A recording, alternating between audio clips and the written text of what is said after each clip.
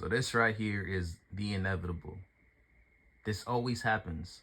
Without no shadow of a doubt, this will happen. So you got my man's, it's no strings attached.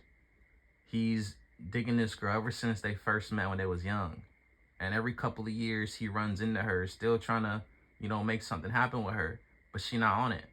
By the time they finally like really run back into each other, she's finally willing to have something, but it's not what he wants. It's a fractional. They just want a physical relationship. So like, he settles for it. He figured, all right, cool. We'll rock this out for a couple months or whatever. And as naturally is the case, she'll catch feelings. I'll win her over, and then bam, we'll be happy. Ain't the case, big man. You know what I'm saying? She was never on it like that. She really just wanted her no strings attached. She was trying to, play it close to her chest and not give you that final piece. You know what I'm saying? That chess piece. She didn't want to give you that, bro. And that's all you wanted. And you wanted to give yours to her. But it wasn't meant for it, bro. Because soon as it really started getting close to that, she pulled away. She said, we can't do this no more. And you realize, because that look, your look changed. Because it went from being just physical to then being emotional. And you realize you couldn't just you couldn't put aside the emotional. You really wanted this chick, bro. But she didn't want you like that. So what do you have to do? You got to move on. You got to move on. And inevitably, that girl will realize, because it's hard out here. It is. And eventually she'll realize that, man, she had a very good thing. Like, if there was ever that thing for her, that was it. If there was ever, love, if that ever existed for her in her reality, that was it. And she basically sent it packing and going home. So what inevitably happens is this. She will call eventually. That call will come through. That text will come through. That friend request will come through. That DM will come in. And then, King, you are left with one or two options. You either answer that phone call, you either respond to that DM, or you don't. Or you don't. But what satisfaction is that? You get nothing from that. You don't know why she's calling. You don't. So you got to answer. Right? You may not want to, but you never know what that call contains. You never know what's in that. So you gotta go for it. But when you finally answer the phone, it can't be excitement. It can't be like love and gratitude and, oh, I'm so glad you. No. I'm busy. What's going on? Did you need anything? What's up? Because if you did it right, if you entered the situation the right way, you said, when she says she can't do this, she can't give you what you want, you have to be the one to say, you know what? That's fine. You're going to walk away? Cool. That's fine. Also, you can walk away and say, you know what? I can't do this, which is actually what he did as a result of her saying she couldn't do it. But all right, fine. Would he have her number saved as? Don't call her. As a reminder for himself, do not call her. Don't settle. Don't go weak. Don't go back to that. It's been months. It's been months. So that first phone call, that first interaction is, oh, hey, what's up? Okay. Right? You're not, oh, hey, how you doing? Hey, stranger. Like, it's not all like that. It's not meant to be. Because in order for you to go on those months, you had to have buried that. That is the result of, look at that face. That is the result of buried love. It's buried for him. It don't exist for him. It's deep down. And as he's on the phone hearing her voice, He is staring at that locked box in the deep recess of his mind, and he's seeing the hinges come unlatched, and he's saying, don't you dare. Don't dare.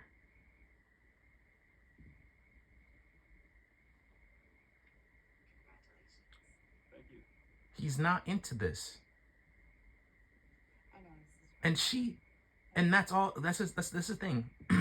You have to understand this. It's not when you want to come around. It's not. I said it's not when you want to come around. The things just automatically just get back there. It's not like that. It's not like that. You've had this man on a ledge. Literally on a ledge. And he had to finally say, man, this ledge is going to run out of room pretty soon. And I don't have it in me to get to that point. I'm just going to jump off. Jump off. Mid free fall, you can't change your mind. You can't change your mind when he hits the ground. He's already lost everything up there. The descent, there's no coming back from descent. You can't free fall. You can't free fall and then come back. You've already went through the motions. You've already felt wind against your face. You can't undo that. You may undo it in your mind, but there's physical effects. There's emotional scars that are there from that descent. And that's the thing with her goofy smile and the vein protruding from her forehead, because this is a deep conversation and she's really like trying to force something out that's coming out far too late. It's not on your time. You don't get to decide that. And so that's the thing. That's the question. That's the should you wait? Should you move on? What do you do? The question is you move on. Like you do. You definitely move on. You definitely jump. Right? And if you want it, like it's that's the thing. Like that's the hard thing, right? Is look, if I jump off this ledge, there's no coming back. There's no coming back from that.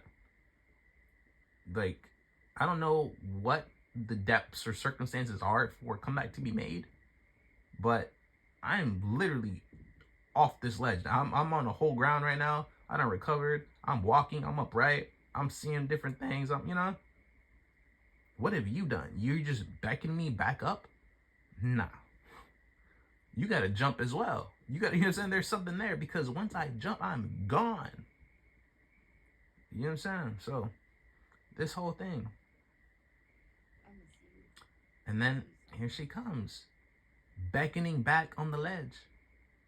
And his eyes are awake. He's staring out at something physically. But he is in his mind looking at that chest, that box. And he's saying, don't you freaking dare. Don't you dare release that. You're never going to see the light of day again. He's talking to himself. And he called it out. He called it out. She, look, this is what happens. Holidays, this is what happens. I'm being honest with you right now.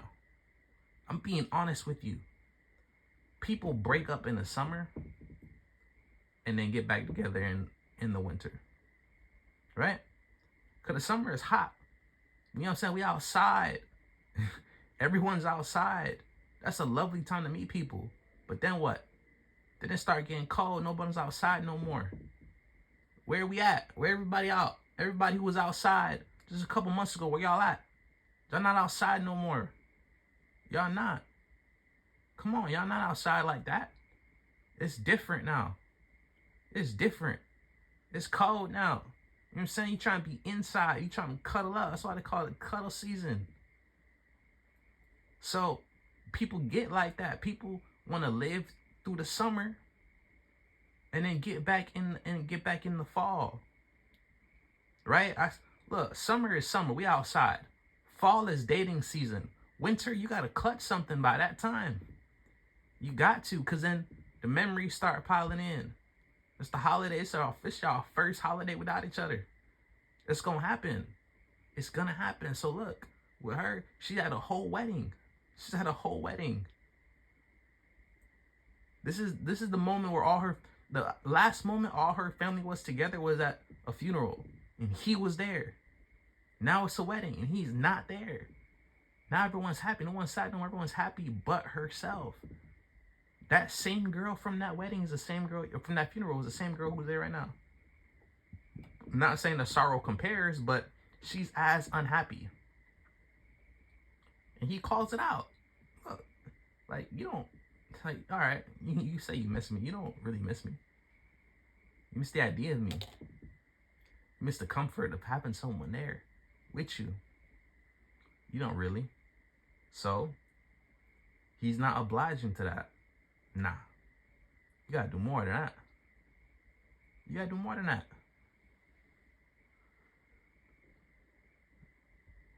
And then she realizes it. It hits her like a ton of bricks. This man is gone. This man is gone off that ledge. Boom. Hangs up everything. And she realizes it. And what did she say?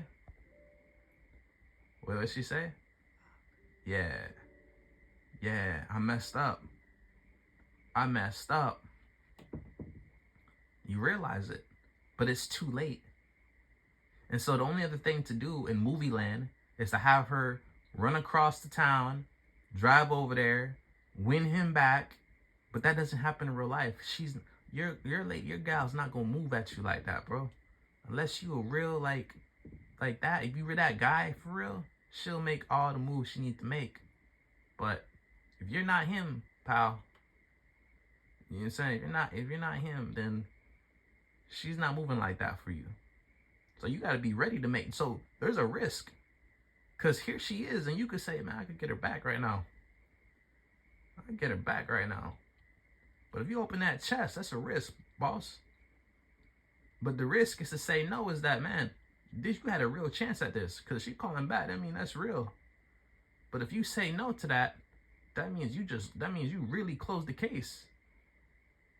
You get what I'm saying? So it's like, the idea is that your recovery game has to be so swift that you are really far past that. So that if that call comes through and you decide, nah, I'm against it, then your recovery game is already there. So you don't have to worry about the past and what's lost. You don't got to worry about that.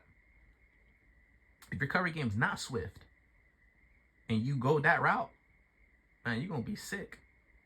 You're going to be triple times as sick as her.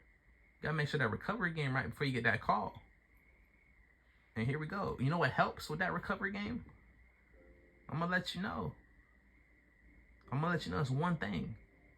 It's one thing. Look, that's recovery game and relapse. This is recovery game. That's recovery game, bro. You find someone who's actually into you. Where you're not trying so hard. You're not making all the effort. You know how hard it is to when you not in a situation no more, you making all that effort to get back. That's crazy. You're making all that effort to get back. Meanwhile, you got somebody here who really is into you. That's crazy. That's crazy. I know what it's like.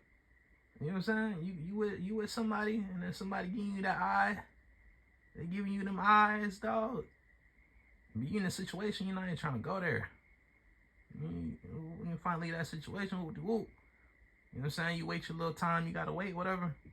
Boom, my eyes is still there. You go for it at that point. You go for it. It's like, that helps your recovery a lot.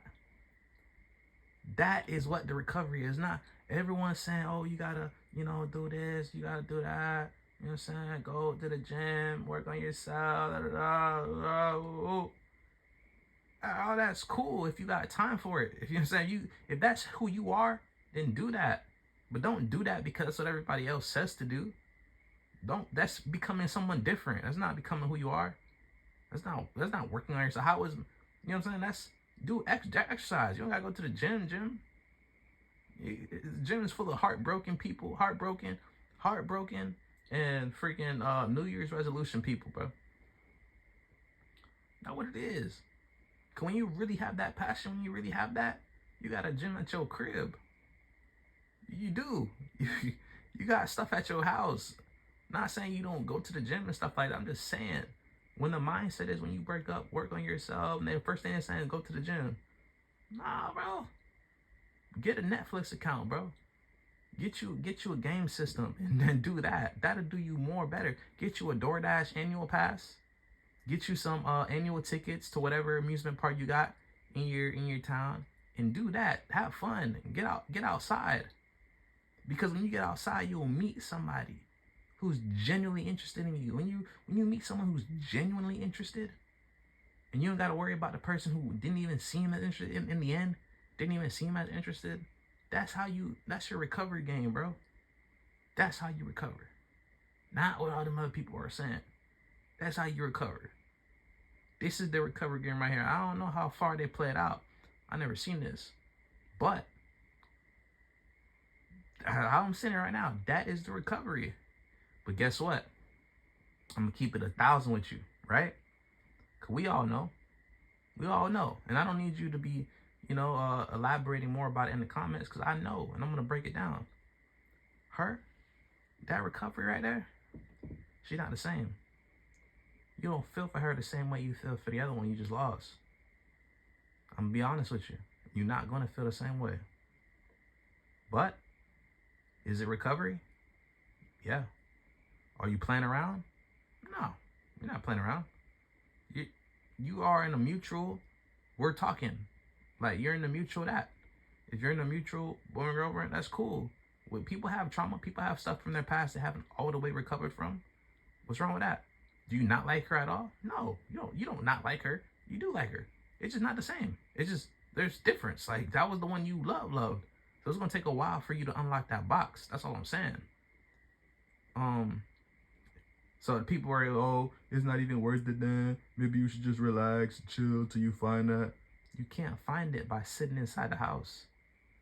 You gotta find it by, you don't know that until you interact with her. Once you interact with her, that's when you get that look in your eye like, man, it's not the same. You don't know that though until, that's why it's part of the recovery. You got to be outside and you got to know her. You got to meet her.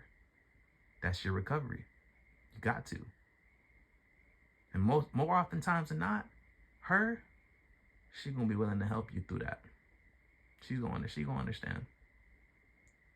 And you ride that recovery. He's still early in it, but you ride that recovery until, not saying with that same person, but whatever your thing is, you ride that recovery until you either run into her again on the flip side and y'all are two better people, or boom, you run into the version that you wanted. You run into what you wanted. Genuine interest. Mutual general interest. That's the name of the game. Mutual, genuine interest. No cat and mouse. It's not games. It's not nothing like that. It's not like, oh, when should I text or when should I not text? And man, what should I say? Where's the first date? No, it's genuine interest. This is a mutual thing. Yeah, we're gonna end it right here.